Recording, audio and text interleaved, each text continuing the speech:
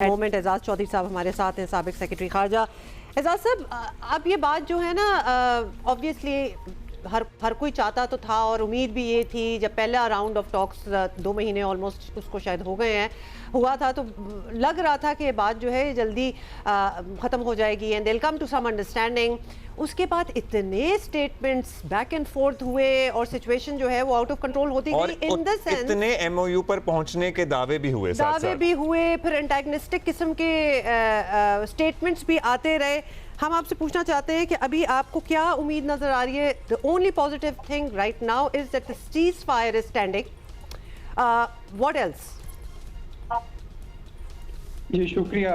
मेरा ख्याल है डोनाल्ड ट्रंप साहब करना चाहते हैं जी एग्रीमेंट, और ईरानी भी करना चाहते हैं, और पाकिस्तान भी सालसी की भरपूर कोशिश कर रहा है। लेकिन एक बहुत बड़ी रुकावट नेतन्याहू साहब की शक्ल में मौजूद है।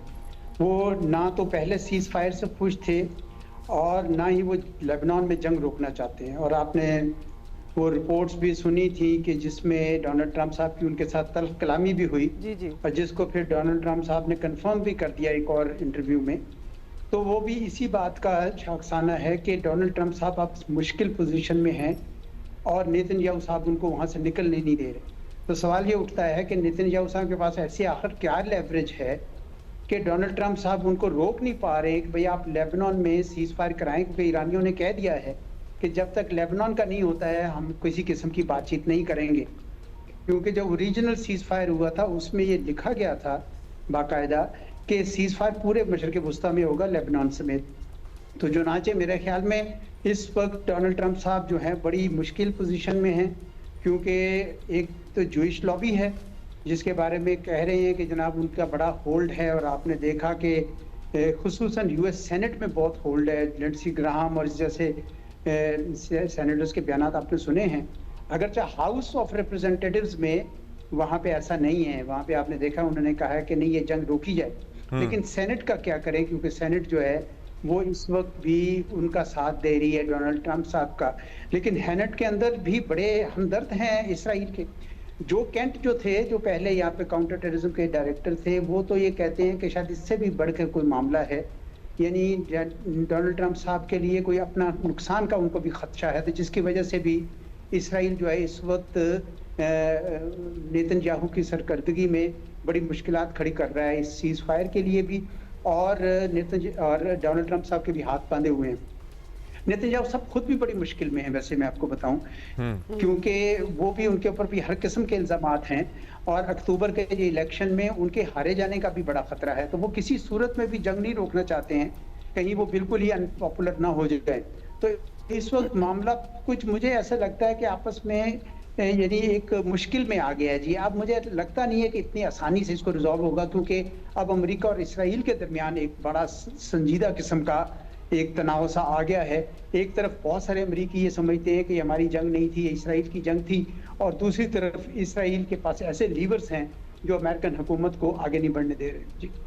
अच्छा, अब मेरी बात ये बताइएगा एजाज साहब कि ये कितना कॉम्प्लेक्स हो गया है मामला। मतलब अगर हम माजी की मिसालें देखें, जितने ट्विस्ट एंड टर्न्स और मोड़ इस सारे सीज फायर जंग सूरत हाल एंड देन अगेन हमलों की सूरत में आ चुकी है, दुनिया का भी सब्र नहीं जवाब दे रहा, और हमें कभी कभी लगता है कि अमेरिका फ्रस्ट्रेट हो रहा है, दूसरी तरफ हमें लगता है कि ईरान भी बड़े ही तहम्मुल का मुजाहरा कर रहा है। लेकिन कब तक is also very important question, क्योंकि पूरी ये वो तनाज़ा है जिससे पूरी दुनिया मुतासर हो रही है ऑयल प्राइसेस की वजह से प्राइमरीली। देखिए, ईरान की इस वक्त पोजीशन बहुत मजबूत है, जंग से पहले से ज़्यादा कहीं मजबूत है उसकी, उसमें कोई शक नहीं। और ईरानी समझते हैं कि उनके पास वक्त है। इसका फैसला बुनियादी तौर पर दुनिया की इक़्तिसाद करेगी। देखिए, आज भी खबर है कि सेंटकॉम ये कहते हैं कि हमने पता नहीं कितने जहाज़ों को वापस कर दिया। अगर दुनिया की इक़्तिसाद इसी हालत में रही तो अमेरिका के लिए भी मुश्किल हो जाएगी, और खुद ईरान के लिए, क्योंकि ईरान की भी इक़्तिसाद बड़ी बुरी तरह से फंसी हुई है। लेकिन अगर आप दूसरी तरफ बड़ी ताकतों को देखें तो रूस तो बड़ा मुतमईन बैठा है कि अगर अमेरिका इधर उलझा रहे तो वो अपनी यूक्रेन में इस साल जो जंग वो ख़त्म करना चाह रहा है, उसने एक वर्टिकल एस्केलेशन का नाम लिया जा रहा है, वर्टिकल एस्केलेशन शुरू कर दी है। और अगर अमेरिका वेस्ट एशिया में उलझा रहे तो रूस के लिए बड़ी आसानी हो जाएगी उस जंग को वाइंड अप करने के लिए। बल्कि ज़ेलेंस्की भी बयान दे रहे थे कि जंग बहुत हो चुकी है, आइए बातचीत करें। तो मुझे लगता है कि रूस के लिए तो ये इत्मीनान बख्श है।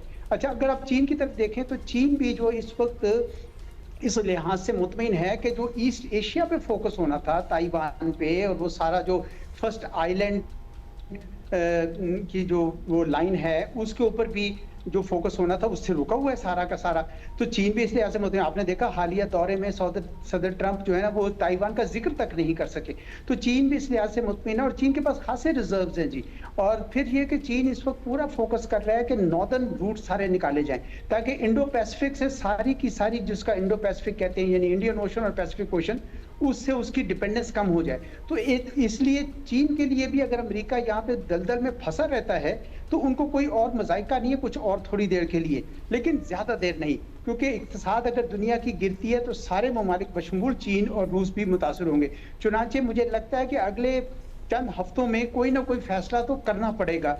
ये सीज फायर के बगैर और रास्ता नहीं है और इसराइल का हाथ रोकना चाहिए और अमेरिकी सेनेट के हाथ में इस वक्त पूंजी है। वो उस वक्त अगर डोनाल्ड ट्रंप का साथ दें कि इस सीज फायर करने में मदद करें तो मेरा ख्याल है रूक सकता है, वरना नेतन्याहू साहब किसी के काबू में नहीं है। और वेरी ब्रीफली एजाज चौधरी साहब ये जरूर बता दें कि where does Pakistan stand in all of this, because Pakistan is still working with a sense of optimism. Pakistan ने बड़े पॉजिटिविटी के साथ ये नेगोशिएशंस जो हैं, मीडिएशन जो है ये शुरू की, लेकिन although it is a part of it still, लेकिन उस तरह वो रिजल्ट नहीं आ रहा जिस तरह we were very hopeful about.